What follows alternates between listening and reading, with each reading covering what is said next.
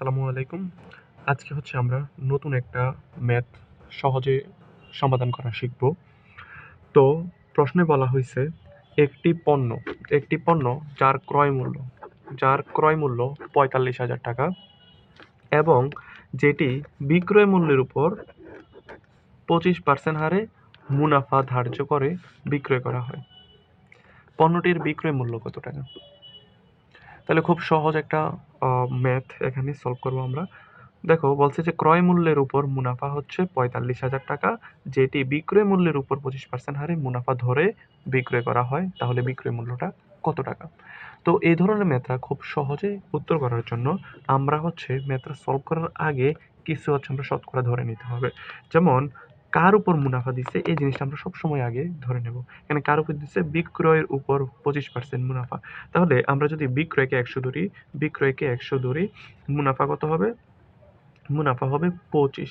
তাহলে ক্রয় কত হবে? ক্রয় অথবা ব্যয় ৭৫ টাকা। কেন ৭৫ হইলো? আমরা জানি বিক্রয়টা হবে বেশি।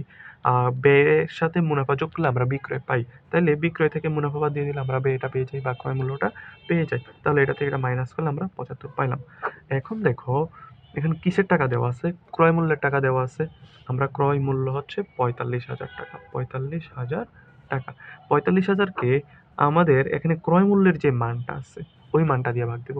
এখানে যদি অন্য মুনাফা থাকতো তাহলে মুনাফার মান দিয়ে ভাগ দিতাম। মানে যেটা থাকতো ওইটার মানটা দিয়ে আমরা ভাগ দিতাম।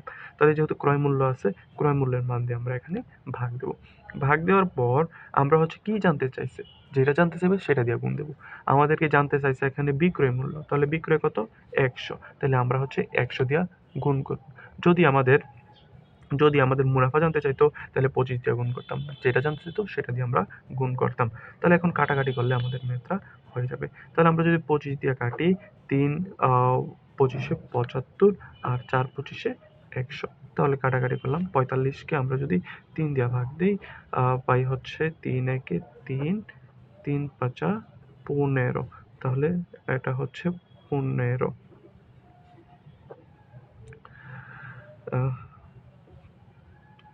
তাহলে দেখো ১৫ সাথে যদি আবার ৪ গুণ করি, ৪ ১৫ ৬০। ৩ টা শূন্য আছে, ৩ টা শূন্য।